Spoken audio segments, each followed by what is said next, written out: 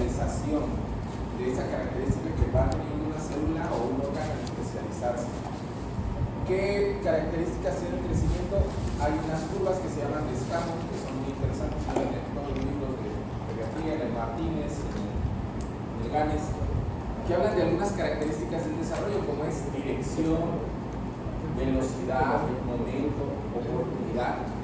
Y esas características lo que nos dicen es, por ejemplo, que en el ser humano no todos los órganos o no todas las funciones van a tener la misma velocidad.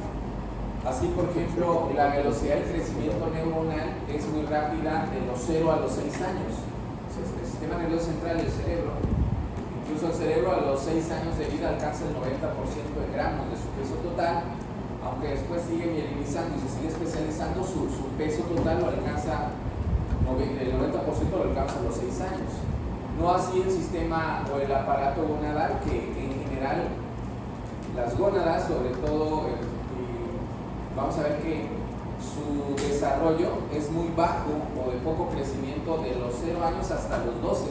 Y cuando entran a la pubertad, ahí empieza el crecimiento, sobre todo de los órganos de carácter sexuales secundarios femeninos y masculinos, maduración de los espermas y producción de los espermas. Entonces, no todos los diferentes segmentos van a tener la misma velocidad. Y hay un término que lo deben de entender bien, que se llama oportunidad.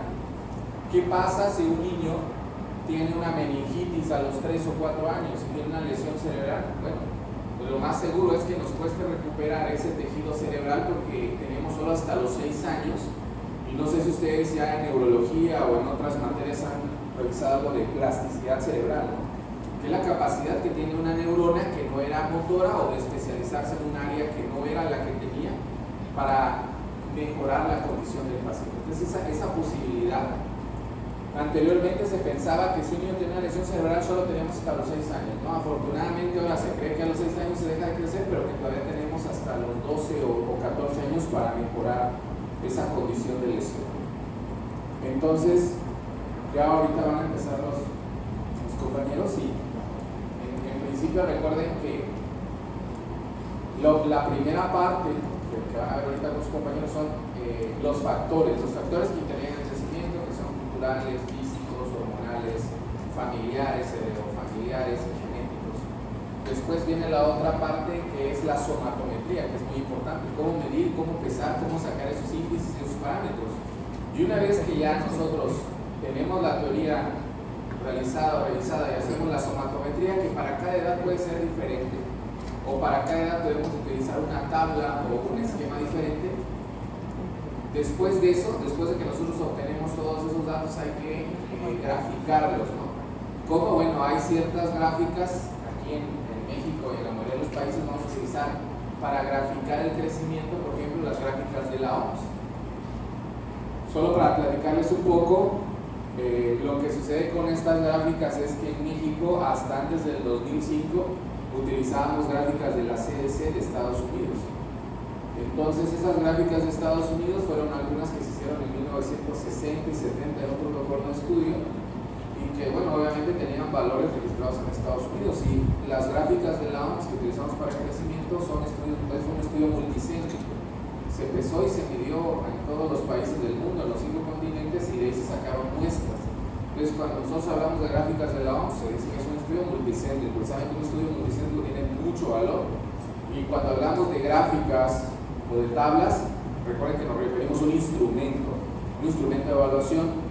Cuando nosotros utilizamos un instrumento como el de la OMS o de las diferentes valoraciones como Tanner, esos se llaman instrumentos validados, que ya fueron comprobados y que nosotros sin ningún problema en nuestra consulta podemos utilizarlos.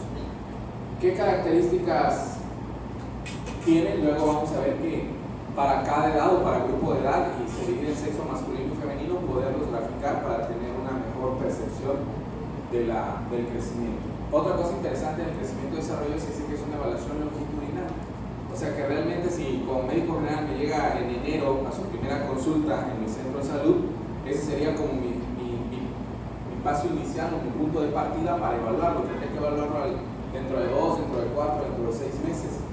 Porque puede ser, ahorita más adelante lo vamos a ver, que me haya llegado en enero y que haya tenido una gastroenteritis y esté con deficiencia de peso, o que ya tenga una talla baja patológico familiar. Entonces no puedo hacer un diagnóstico definitivo tal vez en la primera consulta, pero en las consultas subsiguientes sí se hace. ¿Eso quién lo maneja? El médico general, en un programa que se llama Programa de Atención del Niño Sano, ¿no? Eso lo van a manejar ustedes, lo van a graficar y los van a catalogar, y ya cuando ustedes detecten que el niño tiene un problema de crecimiento, de desarrollo, lo van a referir con el área de psicología, de neurología y de pediatría. Por eso es muy importante graficar y detectar estos niños. Bueno, ahora sí, ¿qué sí? Bueno, buenas tardes, compañeros. Nosotros somos del octavo A1 y vamos a iniciar con el tema de crecimiento y desarrollo. Bueno, como ya dijo el doctor, pues son dos cosas que van relacionadas, pero que son totalmente diferentes, y pues van a sincronizar de manera sincrónica. Van a haber ciertos factores que va a hacer que no sea lo mismo para todos los niños. Entonces ahorita lo vamos a ir viendo cada punto. Estas van a guardar grandes diferencias individuales, como ya bien les dije, y esto va a depender de los factores biológicos, psicológicos, sociales, ambientales y culturales. Esto debe de ser evaluado particularmente en el área de la salud, ya que con eso podemos saber que a pesar de que sean gemelos idénticos o que crezcan en la misma familia, pues no van a ser siempre iguales. Siempre va a haber, supongamos, un hermano más grande que el otro, o un hermanito más pequeñito que crezca, o sea, de diferente manera. A ver, hay una pregunta. Digamos que tienen lo que dice un compañero, tienen unos gemelos y uno nace pesando 1.800, el otro 2.400. Uno nace de 36 semanas los dos. Fíjense, ahí es donde nos sirven esas gráficas para evaluar edad gestacional de Capurro y todas las gráficas. Pero bueno, ¿cómo es gemelo? Y eso pesa 2.400, 2.600, 1.800. Si incluso en el mismo embarazo puede ser que uno me aparente mayor edad gestacional y otro menor edad gestacional. La pregunta es, ¿este bebé que nace con bajo peso o desnutrido, en qué tiempo yo como médico general tengo que observar que debe de mejorar, debe de partir ya de estar algo en peso y talla normal? ¿Qué tiempo tienen ustedes como médicos generales? O sea, nace y a qué edad yo digo, este niño lo debo de alcanzar a sus percentilas en este tiempo, porque no todo el tiempo se va a llegar de 9, porque pasa que llega un niño de 3 años y le decimos, oiga señora, el niño estaba bajo de peso o está con talla baja, es que fue prematuro, doctor, y así se la llevan a los 9 años otra vez y nos dicen, no, es que fue prematuro, doctora, ya no debe de aplicar. A eso es a lo que hablamos hace rato de oportunidad, de los ¿qué tiempo tenemos nosotros? No sé si revisaron o más o menos en qué tiempo creen que nosotros tenemos como médicos y como familia para reajustar eso. ¿Se acuerdan que salió un programa en el gobierno que hasta lo sacaban en la tele que decían los primeros 36 meses son los más importantes? Que aquí marcamos los primeros 2 años. Nosotros detectamos un paciente que tiene este problema, ya lo vamos a graficar y a catalogar y diagnosticar, pero tenemos hasta los 2 años para que ese niño alcance su meta de crecimiento y de desarrollo. Ya más adelante vamos a ver un detalle interesante. El desarrollo, ¿qué pasa con un niño que nace de 36 semanas? Pues obviamente si lo grafico como a los 2 meses, él va a tener un desarrollo de un niño de 1 mes, porque va rezagado 6 semanas. Entonces es muy importante evaluar también esa parte desde el nacimiento, porque eso nos va a dar los primeros valores. Pero a los 2 años, el objetivo de nosotros es que esos niños bajos de peso, prematuros o con retraso del crecimiento o alteraciones del desarrollo los alcancen. Habrán algunos que sí lo logren. Recordando en las clases anteriores que hablamos de reanimación, recuerden que todos esos niños que nacen con esas características y que aparte tienen problemas de asfixia, de paro, pues no todos van a sobrevivir. Hay un porcentaje del 50% que fallece, pero el otro 50% queda en este rubro que tiene que ir alcanzando esos hitos del desarrollo se llama, y características del crecimiento. ¿Vale? Como ya bien se había dicho y había mencionado el doctor, pues vamos a tener factores causales en los cuales van a estar incluidos por los factores genéticos, por los neuroendocrinos, ambientales, psicológicos, culturales y los socioeconómicos.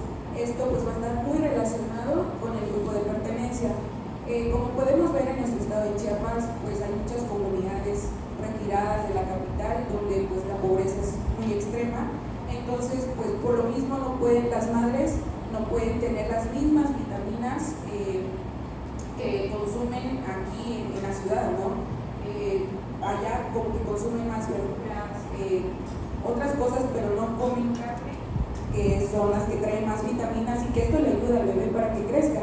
Entonces eso le vamos a tener mayor riesgo de que nuestro bebé se pueda morir o se pueda enfermar ya por los ingresos económicos.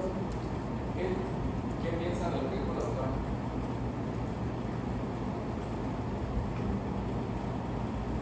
O sea, lo que dice es cierto, pero ¿qué han observado ustedes, digamos, en los últimos 15 años de su vida, de sus compañeros de secundaria, prepa y universidad? ¿Tenemos solo problemas de nutrición o qué otro problema tenemos en México? Pues tenemos el problema de, como dijo la compañera, socioeconómico, porque aunque se sepa qué es lo que se debe de dar al niño. O sea, está bien, es cierto.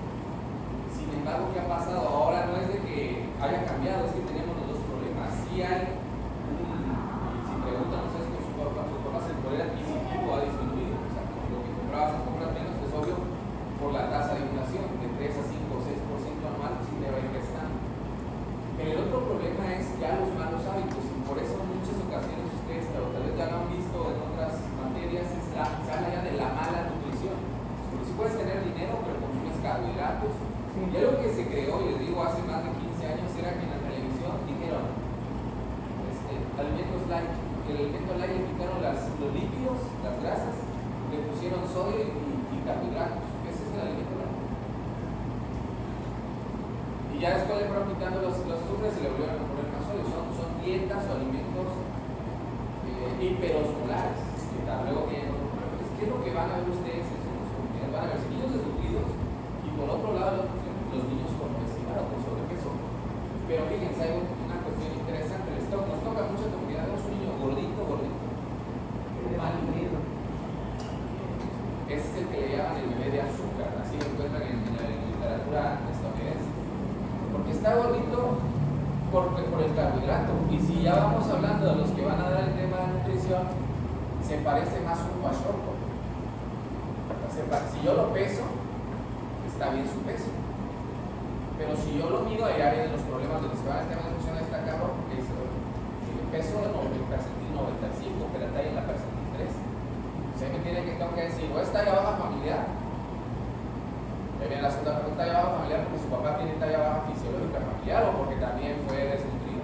Se empieza a complicar. Pero entonces el punto es, no solo el que no tenga dinero, sino que también vemos lugares donde sí hay un poder adquisitivo, pero hay muy mal hábito alimenticio. Yo creo que se habla de la memoria nutricional, el niño que aprende a comer mal desde niño, porque luego eso se va a dar una clase que se llama alimentación en el primer año de vida, que la tengo estructurada. Es cómo es que el niño, el paciente, va teniendo esa memoria nutricional. Y por ejemplo hay niños que los papás dicen, no, pues no come eso porque nunca se lo dimos, si es cierto, no se habituó. Y algo que ustedes deben de saber es de que el niño, cuando empieza a comer a los 6 meses que lo ablactamos, realmente no reconoce sabores. Porque su lengua, su sentido del gusto se está desarrollando y no percibe al 100% el ácido, lo dulce. Las mamás les van a preguntar a ustedes, doctora, ¿es un chayote? ¿Le pongo bastante? ¿Le pongo sal o le pongo azúcar a su manzana? Y te sorprendes porque si ustedes comen una manzana hervida no sabe a nada, o sea, no sabe a nada. Y el bebé la toma, ¿por qué? Porque él reconoce texturas. Los que vamos distorsionando los volúmenes, los sabores y las que somos nosotros. Entonces, en los primeros 6 meses, no sé si les ha tocado, bueno, eso es también por una cuestión de falta de sensibilidad. Hay niños que muy pequeñitos agarran la cebolla y se la comen, o el limón sin problema, ¿no? Entonces, es porque en general el bebé a los 6 meses empieza a reconocer las texturas. Por eso el proceso de lactación, que esto también es interesante en crecimiento y en desnutrición o malnutrición. Uno de los principales problemas malos hábitos de nutrición o malnutrición es una lactación mala. Lactación temprana, que yo le empiece antes de los 6 meses, que hay bebés que a los 3 meses les dan proteínas o lípidos o azúcares. Una lactación tardía, que ya lleva 8 meses y se van a encontrar que solo toma leche. Y la otra, lactancia materna. Se dice que el mejor nutrido es el que toma de los 0 hasta los 2 años leche materna, que sería lo ideal. Pero ¿cuánto es lo mínimo que deben tomar lactancia materna? 6 meses. Si está por debajo de 6 meses, ahí van a empezar a ver ustedes no solo estos tipos de problemas, vamos a ver más adelante en desarrollo la situación dentaria, cómo se lesiona por ese tipo. Entonces, ya no solo hablamos de que el factor económico influye, sino también el mal hábito. Y también, como dice su compañera, las frutas y las verduras contienen cierta cantidad de vitaminas, de minerales, ¿no? Pero obviamente en el neurodesarrollo y en la etapa de la infancia nos sirven mucho las proteínas y las grasas, los lípidos. Recuerden ustedes lo de nutrición, lo que nos da el 9% de 9 calorías por cada gramo son los lípidos. Y a veces nosotros nos confundimos, o las mamás, y les dan azúcares, y azúcares me da 4. O les come más carbohidratos porque en sí le da menos calorías, tiene más energía porque es que tiene más energía, bueno, porque se desdobla más rápido y porque le doy muchos gramos de carbohidratos. Pero realmente lo ideal sería darle lípidos. ¿Qué pasó? Les digo, de hace 15 años quitamos lípidos. Hicimos unas dietas fuera de lípidos. Y el desconocimiento también de parte de la ya nutrición dice qué alimento de comer, bueno, pues el que sea accesible, asequible, que lo pueda obtener de su región, ¿no? Entonces muchas veces a ustedes les va a tocar cuando vayan a comunidad social gente que come, los niños, por ejemplo, bueno, en todos los lugares, ¿no? Pero por ejemplo hacia la zona norte, te encuentras un niño de 3, 4 años que está tomando en la mañana su totis, que es el chicharrín, con de esas agüitas de jaguar que son de frasquitos chiquitos, o sea, es de 5 pesos más 8 pesos, son 13 pesos. Entonces, no solo es el dinero, sino un mal hábito alimenticio. Ha cambiado, pues anteriormente sí, comían más verduras, comían frutas y comían menos proteína, pero comían bien. Ahora, ¿qué está pasando? Por ejemplo, ven ustedes que en las comunidades, incluso indígenas sobre todo, se consume demasiada Coca-Cola. Chiapas es uno de los principales consumidores a nivel nacional. Muchísima Coca-Cola.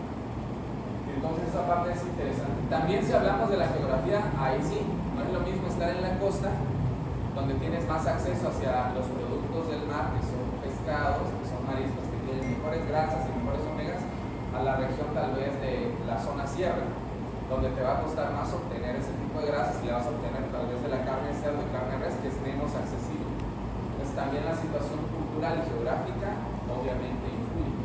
Ya aparte hay algunas otras costumbres, como si son veganos y tienen restricción de algún alimento, que eso más adelante se va a comentar.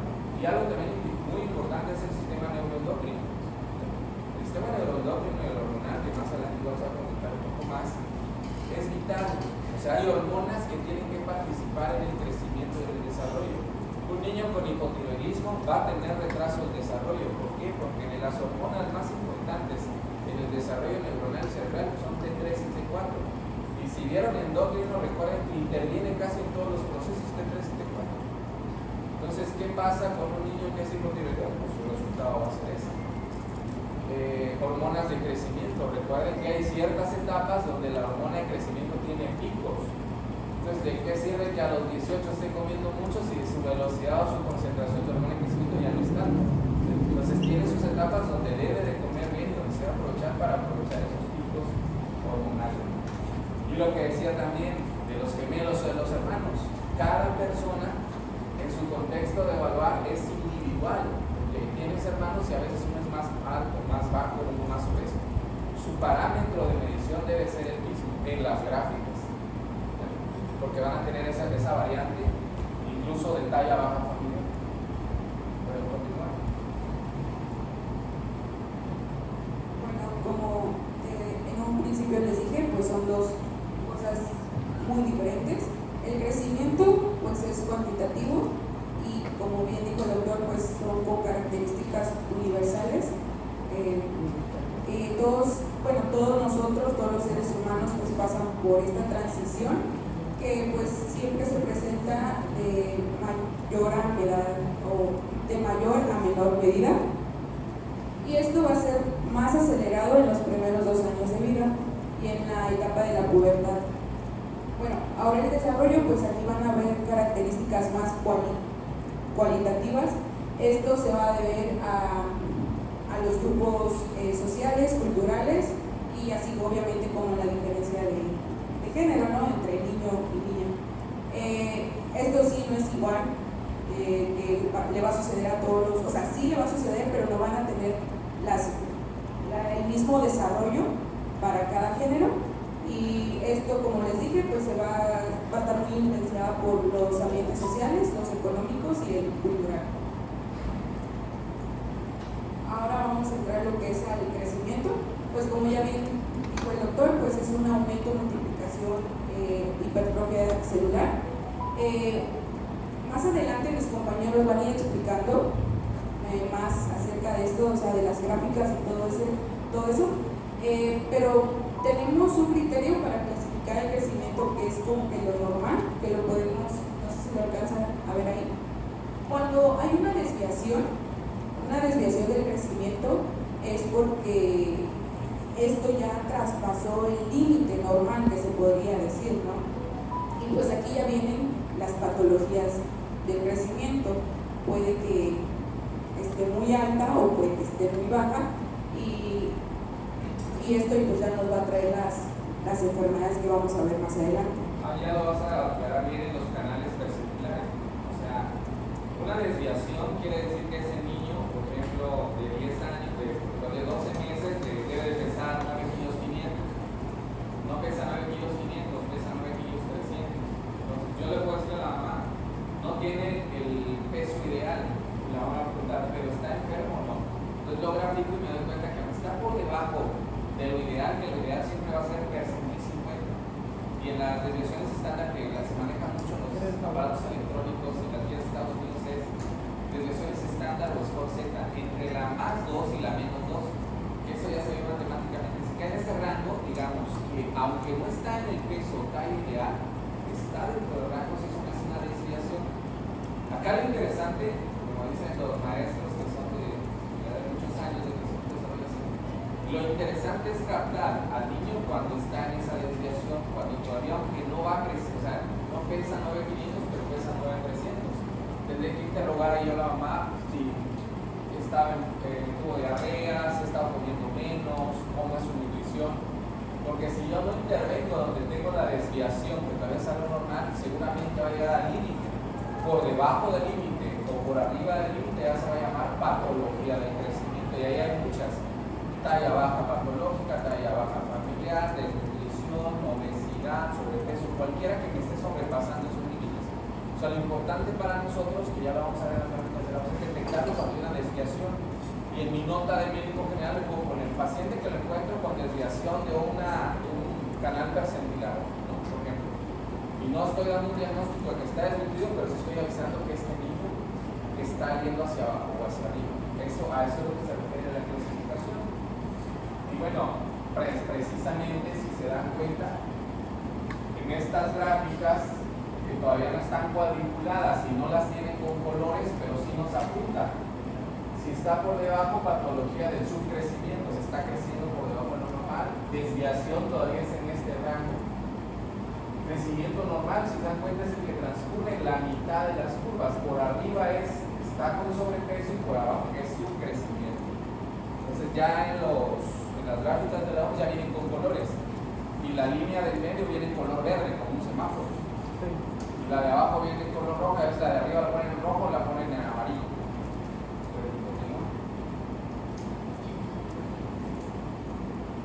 Con la parte del desarrollo.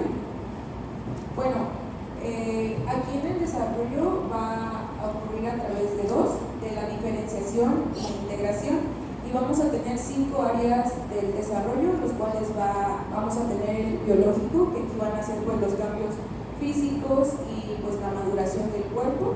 El psicológico, pues aquí los niños van a empezar a tener un desarrollo de habilidades cognitivas que ahorita lo vamos a ir viendo, también emocionales y obviamente de personalidad. la social, que aquí mientras ellos van a ir transcurriendo, van a ir creciendo y van a ir en las escuelas, pues van a ir aprendiendo sobre normas, que van a ir a interaccionar con otras personas y se van a adaptar a la sociedad. Y pues para medir este desarrollo pues vamos a tener dos que van a ser las funciones intangibles, que esta pues se va a relacionar con los procesos internos, como el pensamiento, la memoria y pues la toma de decisiones del niño, y pues las funciones observables, que pues aquí lo va a manifestar en su comportamiento. ¿Alguna duda o comentario sobre eso? Véanlo bien. Desarrollo es un poco más complicado porque mis evaluaciones, como digo, son subjetivas de cierta forma, ¿no? Y no son paramétricas. Entonces tengo dentro de mis variables, no son variables cuantitativas, son cualitativas. O sea, yo tengo que decir si está normal o anormal. Esa diapositiva es interesante porque hace muchos años nos íbamos mucho a los dos primeros, biológico y psicosocial. Era cómo estaba su desarrollo solo en esas dos áreas. Y luego la social, la que estaba abajo, la dejábamos muy por fuera, no la tomamos mucho en cuenta. Entonces ya se van a dar cuenta ustedes que ya más o menos a partir del 2000, 2005, cada vez hablamos más sobre trastornos del espectro autista o trastornos por déficit de atención, que eso se asocia más a lo último, a lo social. Entonces, su desarrollo lógico tiene que ser con sus metas concluidas, que controle el sistema urinario, punto grueso que camine, punto grueso que mueva el cuello, visual que vea, que oiga, todo eso es desarrollo. Pero está la otra parte que hace muchos años se dejaba por fuera, pero que actualmente se toma mucho y que es muy difícil de evaluar. No es tan sencillo, si hay sus gráficas y sus recomendaciones, pero es aprendizaje de normas, interacción con otros, adaptación a la sociedad. Eso recuerden que viene muy incluido en los trastornos del espectro autista, que ya le cambiaron otra vez de nombre, que no digamos trastorno del espectro autista y que nos refiramos a algo específico. Y bueno, si anteriormente también nos enfocaba mucho al déficit de desarrollo en eso, en que si podía hacer controlar esfínteres, caminaba, hablaba, avisaba, eso que es biológico, estaba bien. Y no tomábamos mucho en cuenta lo social. Ustedes cuando vayan a su comunidad sí van a ver mucho tanto biológico, pero mucho social. Muchos niños que le refieren de la primaria porque ya en tercero ya han reprobado 3 veces, ¿no? Porque no hablan, ¿no? Que tienen problemas de comunicación. Cuando nosotros tenemos un niño afectado en lo social, lo primero que tengo que regresarme es a lo biológico, pues hacerle potenciales auditivos, hacerle revisión oftalmológica, si ves y oye, porque si una de esas partes está afectada, pues seguramente por eso no está desarrollando ni lo psicológico ni lo social. Pero una vez que ya integré y dije que oye bien, que habla bien, que ve bien, pues lo otro es por qué se comporta o por qué tiene ese déficit en el desarrollo social. Y tendríamos nosotros que evaluar eso. Es complicado, más adelante lo vamos a ver. Bueno, ¿dudas, preguntas? No. Bueno, ahora vamos con los estadios de desarrollo según Jean Piaget. Creo que si esto lo recuerdan, lo vimos en psicología. Entonces, bueno, Piaget dice que pues desde el nacimiento ya los niños traen unos esquemas, unos patrones y unos pensamientos para ir organizando la información.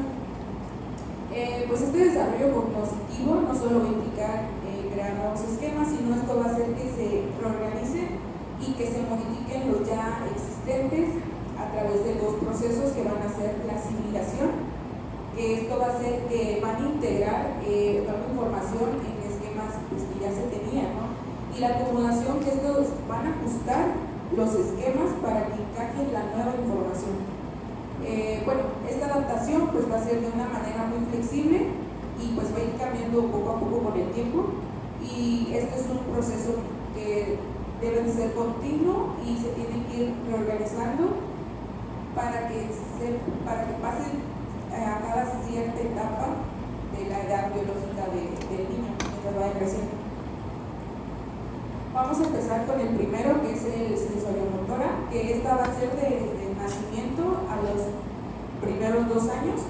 Bueno, pues aquí el bebé, el niño, va a explorar el mundo a través de sus movimientos y sus sentidos, ¿no? Aquí Piaget dice que esta etapa pues va a empezar a desarrollar lo que es el conocimiento práctico, que va a ser como un pensamiento representacional. Dice que al final del primer año pues el niño va a ir comprendiendo los objetos que siguen existiendo aunque no los vea. Va a mostrar signos de inteligencia como conductas dirigidas a un objeto y la capacidad de encontrar sus nuevas soluciones. Por ejemplo, creo que ahorita ya hay como cursos, no sé, para ir movilizando más el bebé, para que se dé la vuelta el solito, para que levante más la cabecita. Y pues creo que en estos primeros 2 años es cuando vemos que los bebés son como que más cercanos y se les dificulta más separarse de la mamá, porque pues como lo ven y saben que siempre está la mamá, como que por eso se apegan más a ella, o en el caso también de los papás o de la persona que pase más tiempo con el bebé en estos 2 primeros años. Vamos a tener la otra etapa, que es la preoperacional, que esta va a abarcar de los 2 a los 7 años. Bueno, en esta etapa el niño ya va a empezar a usar sus símbolos para tratar de comunicarse. Aquí va a seguir siendo muy intuitivo y limitado por la rigidez, y pues aquí el niño va a estar muy egocéntrico, pues hemos visto que a esa edad son como que no quieren prestar sus cosas, o sea que solo se enfocan en ellos. Entonces aquí van a empezar a descubrir algunos objetos que van a representar a otros, y como que sus pensamientos se vuelven más internos. En esta edad es donde tenemos a los amigos imaginarios. La primera forma de representación pues va a incluir la imitación, los juegos simbólicos, las imágenes mentales y el desarrollo del lenguaje. Aquí pues como les dije va a haber un avance en el pensamiento simbólico, y el niño muestra todavía dificultades para pensar de forma lógica y flexible. A veces a esta edad muchos niños todavía como que no son lógicos, ¿no? Supongamos que van a comprar algo y piensan que con $1 pueden comprar muchas cosas cuando pues en realidad no. Entonces ya vamos con la siguiente etapa, que es la etapa de operaciones concretas, que aquí ya va a abarcar de los 7 a los 12 años. Aquí el niño pues va a iniciar ya con las operaciones lógicas. Es aquí donde ya permite pensar de manera más organizada sobre su mundo real, y pues aquí va a adquirir la reversibilidad. Esto va a ser lo que le va a permitir retroceder mentalmente en un proceso y puede manejar varias variables a la vez, y va a ir conciliando datos contradictorios. Así, aquí en esta edad ya va a empezar a organizar como que más sus ideas, a saber más un poco del mundo real donde está viviendo el niño. Vamos a tener es la misma. Aquí va a tener el niño mejor desarrollo de las operaciones matemáticas, y a partir de los 7 a los 8 años pues ya su egocentrismo ya va a ir disminuyendo. ¿Por qué? Porque pues ya va a estar en una etapa que va a abarcar la primaria, entonces ya va a estar rodeado más de niños, va a estar conviviendo, y pues ya va a ser más sociocéntrico, y pues ya va a ir participando más, ya va a ir aceptando opiniones de sus compañeritos, de sus amigos, y ya su pensamiento, como les dije, pues ya va a ser un poco más lógico y estructurado. Creo que también hay abarca cuando pintan, por ejemplo, un árbol, ¿no? Que le pintan el tronco color amarillo o color rosado, cuando pues no tiene nada que ver. Entonces en esta etapa ya es como que empiezan a ver, visualizar su entorno y darse cuenta de los colores que tienen que empezar a usar. Bueno, y la última, que son las operaciones normales, que esta va a abarcar adelante de los 12 años. Pues en esta etapa aquí ya el niño va a adquirir la capacidad de pensar de manera muy abstracta, lo que significa que ya no va a necesitar depender de objetos físicos o experiencias concretas para razonar sobre sus problemas. Aquí, ya va a usar más su capacidad mental para suponer las cosas o para imaginárselas, y ya no va a ser necesario como tener contacto físico con ese objeto y así sacar una conclusión. Vamos a tener 4 características principales, que la primera pues va a ser la lógica proposicional. Pues aquí va a analizar afirmaciones y evaluar su veracidad, como les digo, sin necesidad de tener ejemplos concretos.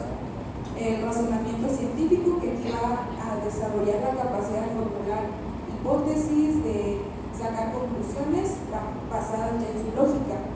El otro pues va a ser el pensamiento pues más allá de su realidad concreta, y pues aquí va a imaginar situaciones hipotéticas y pues va a considerar múltiples posibilidades. Y la última pues es la comprensión de conceptos abstractos. Pues aquí va a entender ya por teorías y conceptos de segunda orden, como pues la justicia, la libertad, que estas no requieren que haya una representación física. Algo, bueno, de toda esta parte muy, muy interesante, ¿no? Sí debemos nosotros de, pues obviamente, saber la edad exacta en la que está el paciente, la situación de la relación con los hermanos, y Freud también habla de otras etapas, que son las de Piaget, que son muy importantes y buenas para revisarlas, y las de Piaget también vienen. El niño tiene diferentes etapas en las de Freud, y habla de una etapa que se llama normativa. La etapa normativa empieza aproximadamente entre los 2 años y 6 meses y 3 años, que se asocia mucho ya a ese apartado donde Piaget dice que aunque no es lógico, sí te puede entender lo que le dices, puede obedecer órdenes. Y se dice, por muchos estudiosos de la neurología pediátrica, que nosotros como papás, cuando somos papás, cuando tenemos un niño a cargo, realmente nuestra etapa normativa debe empezar a los 2 meses, 6 años y 3 años, porque ya identifica cuando nosotros le damos una orden. O sea, no te subas a la mesa, bájate de ahí, haces, o sea, en muchas ocasiones, y ustedes ya llevaron psiquiatría, entonces había un problema que se llamaba oposicionista desafiante, trastorno oposicionista desafiante, que hace muchos años lo veíamos entre los 12 y 13 años, precisamente ya en esta etapa operacional donde él empezaba a analizar cosas, y si se dan cuenta y lo asociamos con lo biológico, ¿por qué se vuelve más razonable? Porque el frontal crece más, el frontal es que nos ayuda a discernir. Algo importante que también se ha hecho en estudios de los niños prematuros o los niños que son asfixiados desde la etapa de neonatos, les hacemos resonancia magnética que tienen lesiones múltiples frontales. Entonces, esto lleva a pensar que ese niño probablemente sí pueda controlar esfínteres y lo que quieran, pero cuando llegue esta etapa de análisis va a tener mucho problema. Incluso en este tipo de niños que tienen eventos postparos, asfixia, dicen que con falta de desarrollo frontal son susceptibles a muchas complicaciones y muchas adicciones por esa parte de falta de desarrollo frontal. Entonces, el abordaje para cada edad es diferente, y lo decía del trastorno, la situación oposicionista desafiante, porque nosotros como pediatras lo estamos viendo a los 6 años. A los 6 años estamos viendo ya niños con características oposicionistas desafiantes, con narcisismo o con algunas características predominantes. O sea que algo está pasando, ¿no? Algo que se dice es un término que se llama falta de estímulo neurosensorial, lo que decía su compañera, que se llama neuroestimulación. Solo para aclarar este punto, cuando hablamos de neuroestimulación, hablamos de que el niño en su desarrollo viene bien, no tiene retraso ni regresión del desarrollo, viene bien. Solo que nosotros, que somos todos nosotros como médicos, y vigilando que vaya bien. Y ahí hay ejercicios tanto auditivos, verbales, visuales, las mamás toman los cursos, o los papás, o los llevas a las áreas de neuroestimulación. Cuando yo veo que ya un área está rezagada, que no camina y tiene 18 meses, que no habla, tiene 3 años y solo dice 10 palabras, cuando yo encuentro un hito del desarrollo retrasado, ya le llamaré rezago, retraso del desarrollo, y ya lo mandaré a rehabilitación. Esto es muy interesante. ¿Qué ha pasado? Que de repente tiene un problema así, y a veces nosotros confiamos mucho de médicos de primer contacto general y decimos, ¿sabe qué? Que se vaya por psicología de la primaria. No, porque realmente su problema tiene que descartar que primero no sea biológico y orgánico. Y y después aventarnos la evaluación, porque la mayoría de estos niños tienen un problema neurológico, si van rezagados, no psicológico. El psicológico es pequeñito rango de ellos. No sé si a ustedes les tocó escuchar, pero en el 2021 y 2022 recuerden que es un problema severo. Tuvimos 4 suicidios de niños entre 13, pero el problema es que hubo uno de 9 años. Entonces esa parte de la salud mental también está ahí un poquito descuidada. Y bueno, obviamente que si nosotros analizamos, pues esos niños no tenían ningún trastorno psicológico, tenían un problema psiquiátrico. Entonces esta parte es complicada. Pero les digo, los que más deben de manejar esto son ustedes de primer contacto con médicos generales. Hacer un diagnóstico presuntivo, sino definitivo, y enviarlo, ya sea a pediatría o a neuropediatría.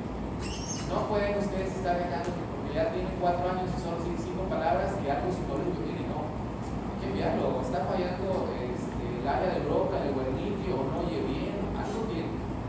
Ya que lo descartaron, lo mandaron con el neurólogo pediatra y lo que quieran, aquí viene un problema que a veces ponemos nosotros, pero eso hay que sobrepasarlo. Entonces es que no hay dinero, o sea, la mamá dice no tengo dinero, o el papá, aunque no tenga, hay que hacerle la nota de referencia, mandarlo al área institucional y si puede que vaya al área privada, porque solo de esa forma podemos ver, ok, el cerebro estaba bien, hicieron tomografía, resonancia, y ok, bueno, pues ahora sí vamos al psicólogo. Pero antes de eso nosotros hemos visto niños que no hablan, que llevan 2 años en psicología y no siguen hablando. Su problema no es psicológico. Entonces tenemos que descartar algo muy similar. Pasa con falta de control de esfínteres.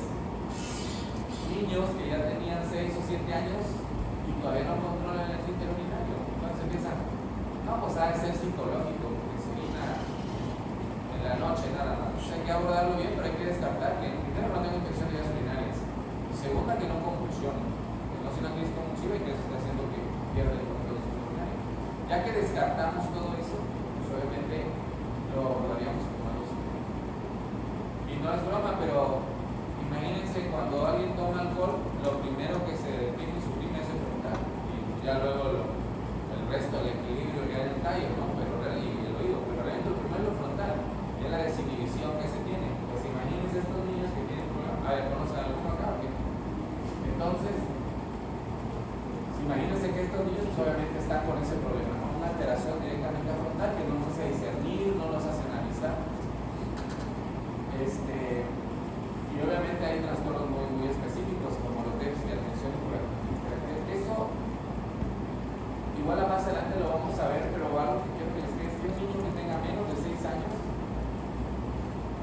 no, o es difícil que cumpla criterios por déficit de atención y hiperactividad. Generalmente el niño por déficit tiene 6 años y a partir de ahí empezamos a hacer el diagnóstico. Antes de ese tiempo puede ser otra conducta u otra enfermedad y un déficit de atención. Ya hay rasgos de ellos, pero esto les digo porque también muchos niños están medicados o mal diagnosticados con déficit de atención y hiperactividad.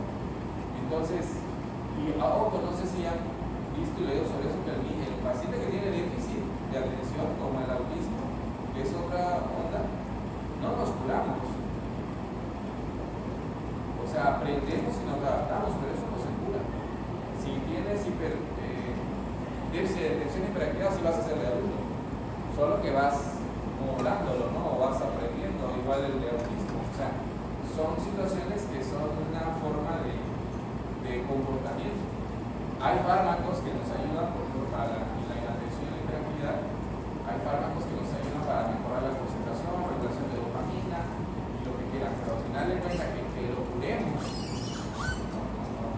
no se realiza eso. Bueno, ¿alguna duda o pregunta? ¿Alguien que tiene ese problema? Esperemos que no. ¿Vale? Esperemos que no. Todavía no. Hay 3% del salón que tienen. Bueno, ahora vamos con las características del crecimiento. Pues aquí va a ser un proceso continuo que pues, va a ser desde la concepción, desde que la mamá lo toma acá, hasta la adultez, ¿no? Este desarrollo va a ser en etapas con dirección específica, con una secuencia fija, especialmente en el embrión y en el feto, pues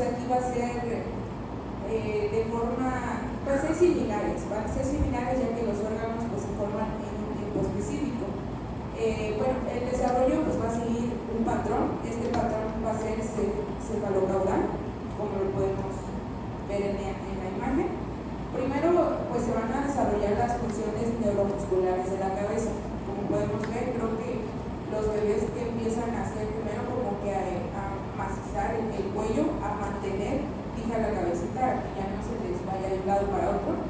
Después van a seguir con el tronco. Ya cuando las mamás lo abrazan, o sea, que lo tienen acá, pues ya los bebés se mantienen más, ¿no? Y ya luego, finalmente vamos con las extremidades, ya más en las piernitas, cuando ya empiezan como a querer gatear o a querer dar sus primeros pasos. Y pues esto va a variar según la edad. Como les dije anteriormente, pues va a ser más rápido en los primeros 2 años y pues obviamente en la pubertad, y donde el crecimiento en altura pues va a ser mucho más antes que el aumento del peso del niño. Y pues ahí lo podemos ver en esa figura, donde primero el bebé está acostadito, ya después como se está dando la vuelta, ya la cabecita la tiene más estable, ahí ya se encuentra sentado y por último pues ya están paraditos. Entonces la dirección es de palocaudal y del centro a la periferia. Por eso sostiene el cuello y después empieza a controlar primero los brazos y ya más adelante, como a los 8 meses, empieza a controlar más las piernas y las caderas. Aquí es donde se dice, por eso no es recomendable ni las andaderas ni los portabebés ahí, porque pues, muchos niños entre la etapa de los 6 y los 10 meses lo ponen en una andadera y deja de desarrollar los músculos glúteos y los espinales, entonces tiene mayor, o sea, camina pero no deambula bien.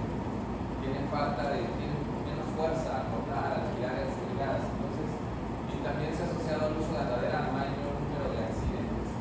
Y también hay unos portabebés que el niño que tiene 3 o 4 meses lo ponen en el portabebé, lo ponen en una cobija, tiene su cinchito, está amarrado, está así. Entonces, ya cuando vayan viendo ustedes pacientes se van a dar cuenta que lo primero que empieza a mover, o sea, el niño cuando nace no identifica sus extremidades. Eso es algo interesante, solo el tronco.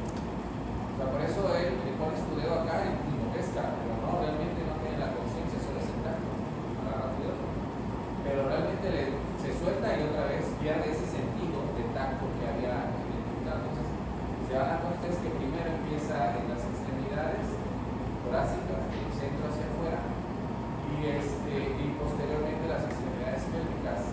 Por eso hay algunos ejercicios que se hacen, que ponerlos boca abajo, los ejercicios de las manos, movimientos que igual en la clínica lo podemos revisar, que le ayudan al bebé a que vaya consiguiendo esas metas o esos ciclos de desarrollo.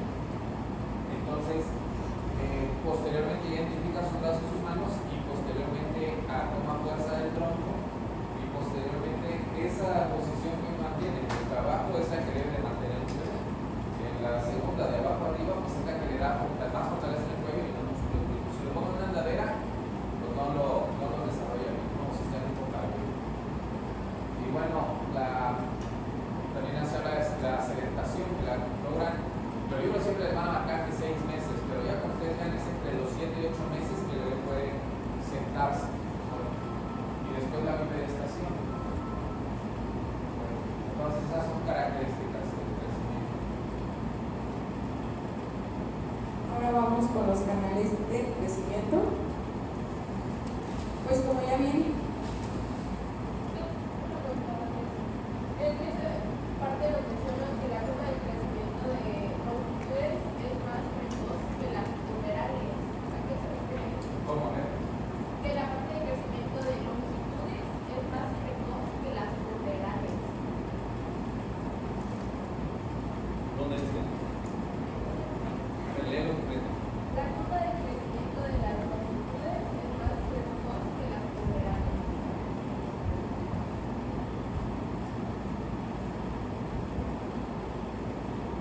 No sé a qué se refiere, porque a ver, todos así nada más dicen, pero todo el contexto anterior.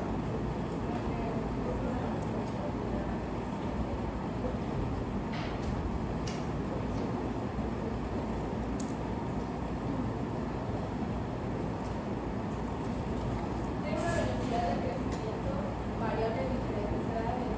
Se observa una velocidad alta en los 2 primeros años y a partir de la pubertad.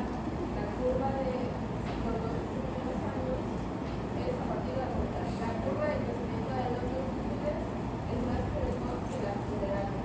Ya, mira. Lo que pasa es que eso habla de las velocidades y de los tiempos. Por ejemplo, hay momentos donde el incremento en talla, el crecimiento general es más rápido que otros. por ejemplo, en el ser humano es en intrauterina y en la de adolescente, ahí la curva, la longitud es mayor. Y en otros tiempos, por ejemplo, de la edad del escolar, que es de los 6 a los 12 años, su incremento es muy pequeño, a eso se llama lo ponderal. ¿Sí? Lo ponderado, lo que espero que yo crezca en cierto tiempo. Y eso también habla de un ritmo. Por ejemplo, cuando nosotros valoramos, decimos en qué periodos crece más el niño, ya estamos hablando de longitudes, en velocidad hablamos de intrauterina y adolescencia, pubertad. Cuando nos referimos a esa etapa entre los 6 y los 12 años, el incremento no es tan valorable en longitudes, más en el incremento en tiempos de lo que va creciendo correctamente, pero su velocidad es menor. ¿Ya? Ahorita que veamos las gráficas, ahí nos vamos a dar cuenta con el ejercicio para ver las desviaciones estándar que eso se refiere. Bueno, seguimos. Como les dije, cada individuo va a presentar una variabilidad muy diferente, ya sea genética o ambiental, pues desde el nacimiento, y esto va a ir influyendo en el crecimiento y pues en el desarrollo. Pues a lo largo del tiempo va a ir manteniendo una posición dentro de ciertos límites, y pues aquí es ir checando, como dicen, pues las gráficas que vamos a ir viendo más adelante. Si el crecimiento pues se va a ir, si se desvía demasiado de su curso natural, pues ya puede indicar algún trastorno o alguna enfermedad crucial. Bueno, la importancia de la antropometría, les voy a dar como una pequeña introducción. Esto va a ser para un buen método para evaluar el crecimiento en los niños y en los adolescentes. Esto pues va a ser un método no invasivo y pues va a servir para estimar el estado nutricio de una persona, en este caso del niño, y mediante sus pliegues, peso, talla, sexo, edad, y vamos a usar algunos instrumentos como el estadímetro, el glicómetro, la báscula digital y pues las cintas de fibra de vidrio.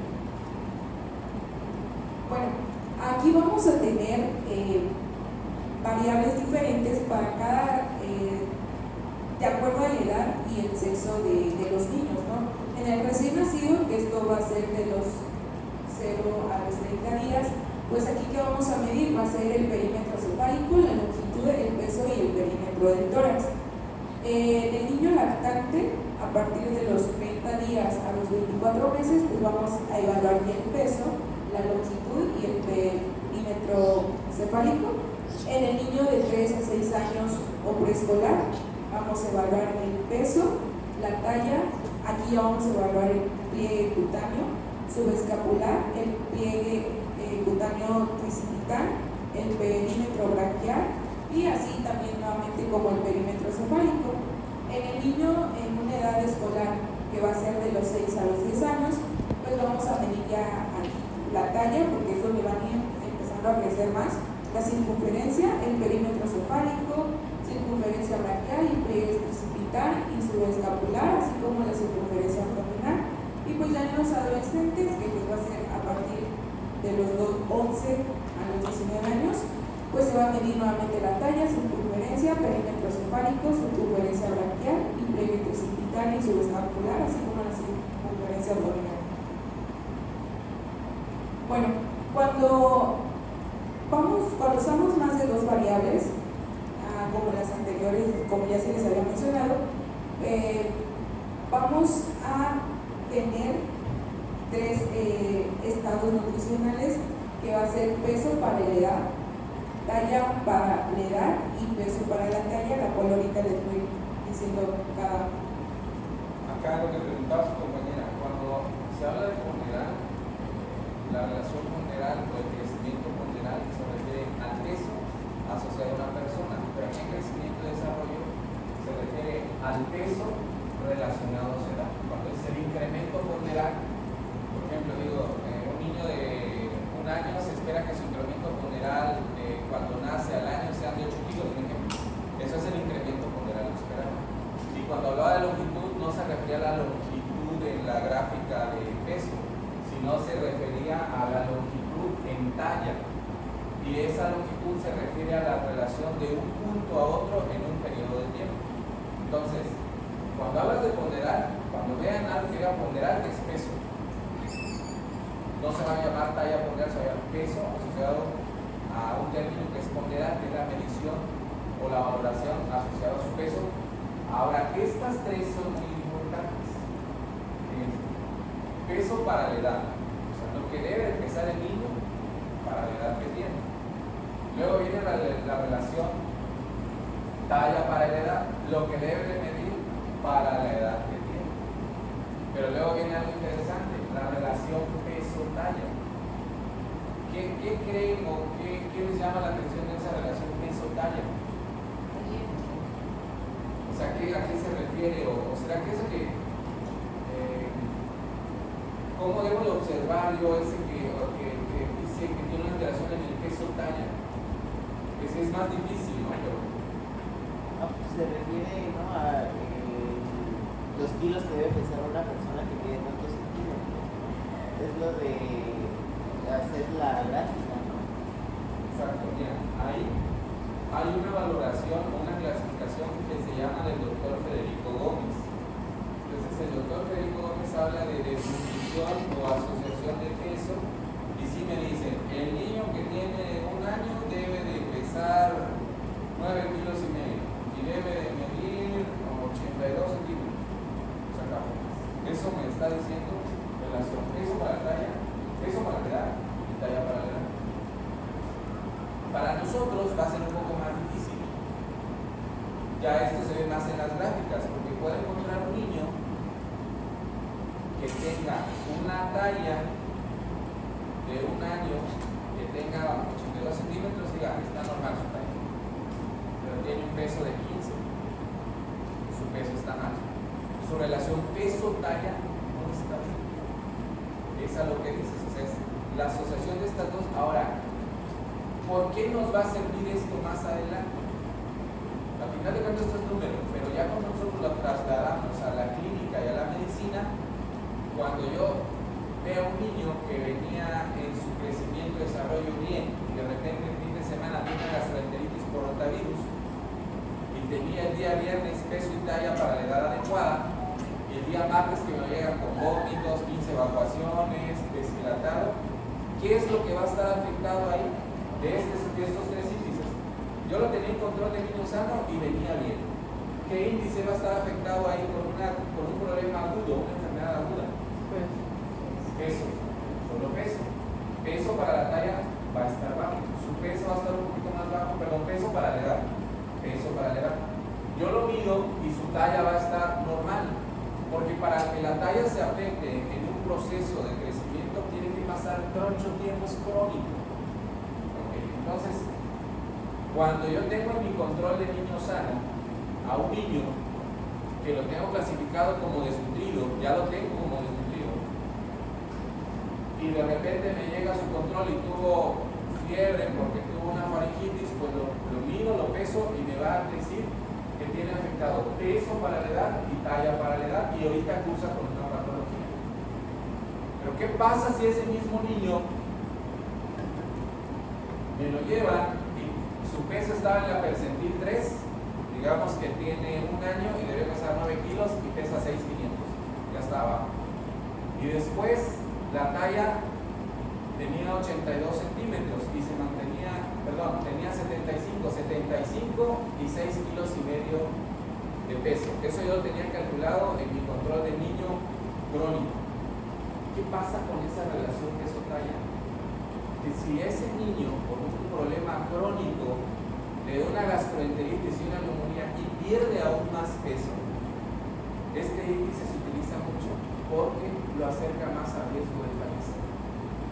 Ya la armonía o la cierta armonía que lo van a ver cuando vean desnutrición, que se llama, hay varios términos, emaciación, deshidratación y homeoresis. La homeoresis es ese equilibrio que mantiene el niño desnutrido y que hace que las calorías y la energía que tenga le sirva para frecuencia cardíaca, respiratoria, neurológica, pero deja de crecer.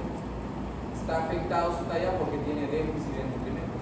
El problema con la medición de peso y talla es que cuando se ve afectado un niño en estos 2 índices o no estos 2 índices, está con mayor posibilidad de complicarse, de enfermar en este transcurriendo o de fallecer. Digamos, para que vean un ejemplo, acá en los cruceros o si van en las carreteras van a ver muchos niños que se acercan a pedirles dinero. Lo ves muy chiquitito, a veces si estás en un carro apenas llega y le dices, ¿cuántos años tienes? Y te dice, tengo 10. Está chiquito y delgadito, pero guarda una armonía. A eso se le llama peso talla. Cuando ya lo vemos en los canales percentilares, peso y talla se puede mantener un equilibrio.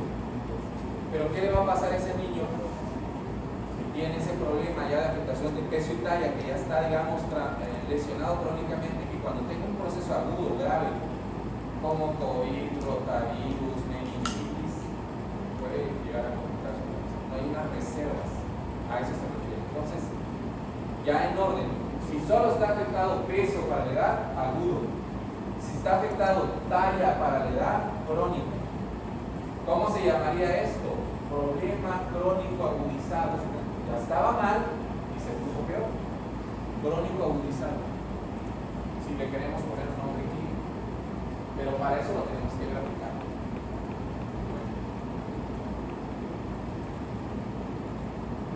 Pues el doctor ya les dijo esas definiciones, ¿no? Bueno, para el peso de la edad, pues ya dijo el doctor que aquí no se toma en cuenta la talla, solo es para saber si el niño se encuentra en bajo o sobrepeso y cuando el peso es menor al esperado para su edad, pues vamos a estar hablando de peso bajo y pues si tiene un peso mayor para su edad, pues vamos a hablar de sobrepeso. La talla para la edad, pues esta va a ser para medir la nutrición en el pasado. Aquí nos dice que si, por ejemplo, un niño llega a consulta y no creció lo que queríamos, o sea, lo que la tabla nos dice que tenía que crecer, es porque hubo un déficit de nutrientes, pero en el pasado, ¿no? Porque pues ya nos llegó el paciente, pues no estaba bien para su talla. ¿Qué creen que pasa, perdón, doctora? ¿Qué creen que pasa con aquel que tiene talla baja familiar? Que su familia es chaparrita, bajita. Y al día que lo miramos, va a tener, o sea, primero va a tener buen peso y talla baja. Buen peso y talla baja. ¿Cómo se vería en las gráficas? Se vería un poco más plano. ¿Se acuerdan de las desviaciones que dijo su compañera en la Podría estar dentro está, del canal. está desviado, pero no sale fuera del rango, pero está por debajo, siempre va a ir. Cuando veamos la percentil 50, el niño que tiene talla baja familiar, porque su papá y su mamá porque tienen esa talla baja, se dice que está de la percentil 50, está en una o dos, pues en el rango de 2 mediciones está en la orillita, ahí va. ¿Dónde nosotros vamos a ver variación en ellos? Por ejemplo, cuando sea pubertad, se va a disparar, pero no va a sobrepasar todavía las 50, se va a mantener ahí. Esto es interesante porque, por ejemplo, lo vemos mucho con el paciente reumatológico, de leucemia, de problemas crónicos, que esos niños venían con talla bien, una talla, pega peso, y hace un bajón súbito, o el cardiópata no diagnosticado, hace un bajón súbito en la talla, entonces decimos, oye, acá, esto no está allá abajo familiar. O sea, ya me dio el papá y la mamá, pero no, esto tiene un problema, y talla baja es bien complicado abordarla, si no la abordamos bien. Porque incluso puede ser que yo vea el peso, por ejemplo, el niño con hipotiroidismo, ese va a estar gordito, pero va a estar bajito. Entonces, talla es muy importante. Y ya hay definiciones de talla. Talla baja familiar es la que está siempre cercana, que no pega a las 50 y tiene el antecedente, y tiene buen estado nutricional en eso. Talla baja patológica, el niño viene, pum, y de repente se va hacia abajo.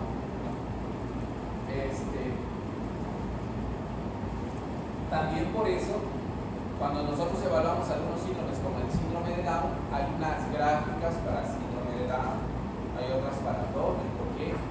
Porque en su nivel, por ejemplo, el Down siempre es bajito y con sobrepeso. Pero ese está clasificado en otras gráficas.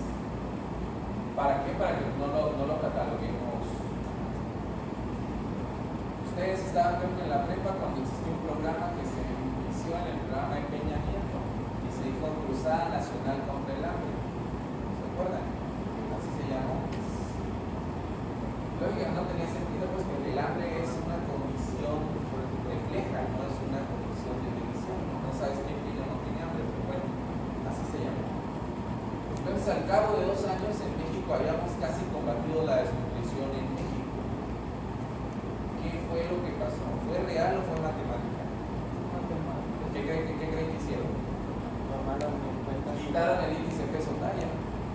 De la norma oficial mexicana, quitaron el índice peso-talla y dejaron solo peso para allá, talla para acá. Entonces solo decía, está bajo o alto de peso y es crónico o agudo. Los demás que estaban bien jodidos no los podemos diagnosticar, no entraban en el porcentaje. Entonces, así son todos los estudios epidemiológicos, ¿no? Tú los puedes mover a donde tú quieras. Entonces eso nos llamó la atención porque dicen, bueno, pues yo ya era pediatra, pues, ¿no? Entonces me preguntaban, y no, pues es que si no consideras el índice peso-talla, realmente no sabes la relación con él mismo cómo está. Entonces, si está bajo talla y bajo peso, ¿no? Entonces es crónico y agudo. No tengo razón, pero digo, ese es para esas secciones de la gráfica. Bueno. Entonces, perdón, para que quede claro este punto, ustedes lo pueden encontrar como desviaciones estándar o en las guías o en los aparatos electrónicos. Si ustedes meten eso, les va a mandar unas calculadoras y las mandan a score Z o desviación estándar, que es muy parecido. Cuando aparezca aquí la gráfica de la OMS, ahí la van a ver ustedes porque es más fácil. Porque las desviaciones estándar son los cuadritos pequeñitos. Y matemáticamente yo le meto el peso, la talla, le doy clic y me avienta. Si está por ejemplo, si está en la score Z menos 3 o desviación estándar menos 3, está por debajo del peso de la talla que se está valorando. Si está por arriba de la más 3, es la más 2 y menos 2, si está por arriba de esa, está mal, está con sobrepeso o obesidad. Entonces los gringos nada más meten eso, lo clasifican y van. ¿Qué falta? La exploración física. Es decir, que realmente lo que digo. Bueno, continuamos.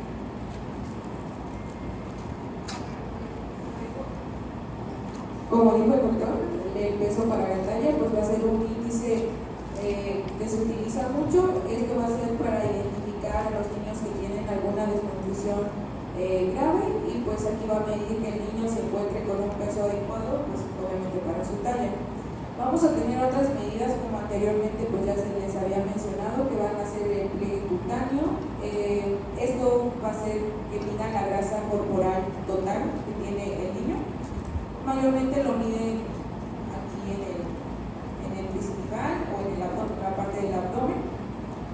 Y pues la circunferencia también del brazo, y esto va a evaluar la masa muscular corporal total. Y como dijo el doctor, para saber estas medidas pues vamos a tener que compararlas con nuestras medidas de referencia, siempre y cuando el paciente, o sea, vamos a compararlos con los pacientes sanos, donde han tomado esas ciertas medidas. Y pues vamos a tener 3, que va a ser la media y desviación estándar o puntuación Z, la mediana y distribución percentilar, y la media y porcentaje pues de la media.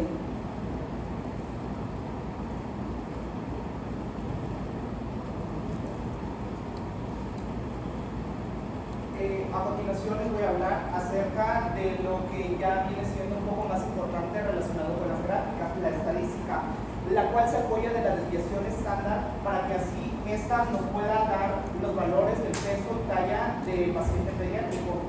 Además, para el cálculo de la desviación estándar nos apoyamos de la antropometría, la cual es un estudio no invasivo en el cual podemos tener un buen conteo del peso y talla de nuestro paciente pediátrico. Dentro de esa podemos encontrar diversos estudios que se pueden realizar, como son los estudios longitudinales, transversales y los semilongitudinales.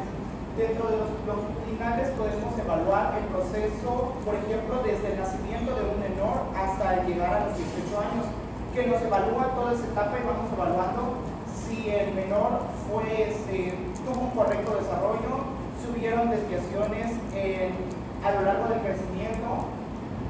También tenemos al estudio transversal. En este nos mide solo un proceso corto. Por ejemplo, mientras el paciente esté pasando alguna enfermedad o algo que sea agudo y que queremos medirlo solo en una parte. Y el estudio semilongitudinal es una combinación de ambos estudios, lo cual nos puede proporcionar resultados de un estudio longitudinal sin el hecho de gastar tanto recurso ni que dilate tanto tiempo en realizarse, porque pues como les mencionaba, un estudio longitudinal es un estudio de años y por lo regular un estudio longitudinal nos puede servir para la estatura del paciente, que es algo que lleva años. Ahí, por ejemplo, perdón, en ese tipo es para hacer un análisis. O sea, todos los niños tienen su vigilancia longitudinal. Se forma individual, luego de evaluar longitudinalmente para saber, como dijo en las diapositivas anteriores, lo que es crónico y lo que es agudo. Cuando somos pasantes, a veces hacemos estudios transversales. Nos dicen, aquí la medida pesar todos los niños de la primaria del pueblo. Ese es un transversal. Y tú puedes decir, bueno, en esta primaria 35% de los niños tienen peso bajo, el otro 65% tienen peso alto. Pero recordar que ese valor no es tan significativo. Recuerden que por eso los estudios transversales ya no son tan importantes en el epidemio, son mejor los que son combinados, o los proyectivos que le llaman, o los retroyectivos, que inician punto hacia atrás y luego van hacia adelante. En los transversales recuerden que también se acuerdan de esos estudios de cohorte, la cohorte, que es un grupo de personas que sí, medios pero es un transverso. El crecimiento y desarrollo no son tan buenos. O sea, son de corto longitudinales. Como que aquí, el libro refiere un poco como si estuviéramos haciendo un protocolo de estudio, pero lo que nos tomamos nosotros es que como que estamos en nuestra consulta. O sea, lo valorable es que yo lo pese y lo mida cuando nace, luego a los 7 días, luego a los 30 días, luego cada mes hasta que llegue al año de edad y después cada 2 meses hasta los 6 años. Y yo ahí tendría a mi paciente vigilado. Obvio que aquí, ahorita que me empezar a exponer, a veces tenemos que saber cómo empezar y medir un niño menor de 1 año, menor de 3 años. Por ejemplo, ustedes se van a dar cuenta y no lo hagan. Muchos en los centros de salud agarran al bebé, lo abrazan a la mamá y la mamá sube con todo y la báscula en el estadímetro. Eso es incorrecto, les va a salir un peso inadecuado. O sea, el niño se debe pesar solo, si tiene menos de 2 años o pesa menos de 20 kilos, en las básculas electrónicas y en los infantómetros, es una cinta métrica pegada en una mesa, que ya los venden, pero igual se pueden hacer. Y cuando no tengan en su centro de salud los infantómetros, las básculas o un infantómetro por niño que ya tiene más de 2 años, dicen que la mejor técnica, y eso viene en artículos, es pegar una cinta métrica a la pared. Porque ya luego los talones los pegas a la pared, rectificas la columna y te da la mejor talla. Más que la otra báscula con estadímetro porque se flexiona o no se pega bien. Entonces, cuando estén en su centro de salud, las formas de medir es pegar una cinta métrica a la pared y ahí tienen la longitud del niño, y la otra es en su mesa de exploración. Buscados el que sea más pequeño, menor de 2, buscado de 2 años para arriba, así. Y la que no sirve, te digo, es porque luego lo abraza, luego se baja la mamá, le restas el peso de la mamá y te queda del bebé. Pero ya la báscula per se tiene un rango de 10 a 15 gramos de diferencia. Y la electrónica tiene 5 gramos de diferencia. Digo, pues dicen, bueno, pues cualquier cosa. Pero si lo estoy pesando y midiendo cada mes, pues cada mes va a ser, se va a ir rezagando. Entonces esta de la pared de las mejores técnicas para poder medir un paciente. Vamos a comenzar a hablar un poco sobre las curvas de la OMS. Lo correcto para tener un buen conteo de estas curvas es llevar un control de niño sano. Este control de niño sano nos va a poder proporcionar información necesaria para poder saber si realmente el niño está usando un proceso patológico o es algo que el niño tiene genéticamente. Por ejemplo, lo que mencionaba el doctor respecto a la estatura. Podemos tener algún niño que llega a la consulta médica, no sé, a los 2 años. Que llega a los 2 años y el niño llega con un peso de 9 kilos. Entonces estaría acá, entre el 8 y el 10, 9. Y a los 2 años estaría en el límite inferior de la percentil. Entre las 2 líneas rojas se encuentra la percentil ideal es la percentil 50, que está en verde. Y como mencionaba el doctor, la OMS no los muestra como un semáforo, que está en verde, amarillo y rojo en los extremos. Entonces, si llega nuestro paciente a consulta de 2 años y con un peso de 9 kilos, estaría en el límite inferior. pero teniendo un control de niño sano, podemos checar que podría ser que el niño al año y 10 meses tenía un peso más abajo y que realmente sí ha tenido un buen crecimiento, que ha venido creciendo, pero que siempre ha mantenido límites inferiores, porque muchas veces nos puede asustar que lo vemos que esté en el límite, pero realmente sí ha habido progreso en el desarrollo de ese niño. Puede ser por alguna patología o porque simplemente genéticamente su cuerpo no va a ser muy grande. Oye, perdón, exacto.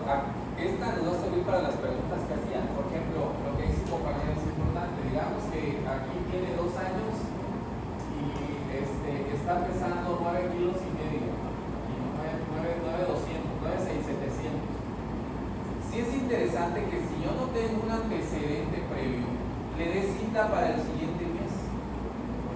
¿Qué puede pasar?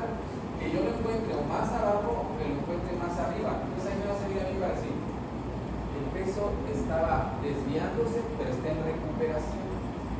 Cuando nosotros tenemos el antecedente, porque ahora, ¿qué pasa con aquel? Hay algo que se llama aquel que no se mueve de su desviación. Por ejemplo, digamos que este niño lo encuentro a los 2 años con 10 kilos, pero luego lo cito al año y 4 meses y sigue pesando 10. Ahí hay una confusión porque los papás dicen, ni bajó ni subió, doctor, se mantiene mi hijito con buen peso, ya no. Porque cuando yo lo cite para los 2 años y 8 meses, ya está abajo. Entonces, ese estancamiento del peso hay que tener mucho cuidado porque se hace mucho algunas crónicas. O sea, realmente no lo está bajando, pero ¿qué hace? Que le esté comiendo y no esté aprovechando los nutrientes. Entonces hay que tener mucho cuidado. Y algo que aquí es muy crítico también, que con lo que decía su compañero, puede ser también de que venga aquí en su talla, el de la talla baja familiar está aquí, miren, pegadito a la manilla. Por más que le demos fortileche o chapito, nunca llega acá, siempre se mantiene. Y ya vamos a hablar luego de nutrientes, o sea, estamos mal enfocados en los nutrientes, o sea, claro que estamos. ¿Dónde tiene posibilidades ese niño? El vitamin de glutelina tuvo por ti tiene la pubertad. Ahí van los factores que dicen sus compañeros al principio. Llega la pubertad, dice ese niño, buenos nutrientes, hace ejercicio. Y el ejercicio es algo que tanto hacer ejercicio como dormir bien, recuerden ustedes que estimula la hormona de crecimiento. Entonces eso nos ayudaría un poco a que el niño en sus picos de crecimiento, que sería su oportunidad, pues creciera lo que deben. Esos son rangos y picos de crecimiento. En la adolescencia pueden crecer hasta 15 o 16 centímetros, ¿no? Siempre y cuando estemos ahí nosotros pendientes. Entonces, estas gráficas nos vienen como a resolver, o sea, ya tengo los antecedentes, ya leí la teoría, ya lo empecé, ya lo medí, ahora hay que analizarlo. Y obviamente aquí, ya lo gráfico, ¿qué les va a pasar a ustedes en el centro de salud? Estas gráficas las maneja el personal de enfermería, sacan una caja llena de estas, tiene a sus niños ahí sentados, los pesa y los mide y ella les marca. Y ella tiene 3 plumas. Y si es una, por ejemplo, si ya ella lo ha manejado antes, les va marcando para ver si va hacia arriba o hacia abajo. Ella ya no los deja, generalmente ya no hace que nosotros grafiquemos. Eso es bueno, pero debemos de saber graficar. Entonces, una vez que ella nos pasa, nosotros tenemos la gráfica, el punto donde está y la exploración física. Y obviamente el interrogatorio. ¿Qué otro problema pasó? También ustedes estaban pequeños, ya vamos a terminar. Mira, cuando hubo un programa de estos, sacaron un programa en el 2000, antes del 2000, que tardó varios años, que se llamaba Apoyo con Papilla. Pregúntenle a sus papás, ellos lo han de saber.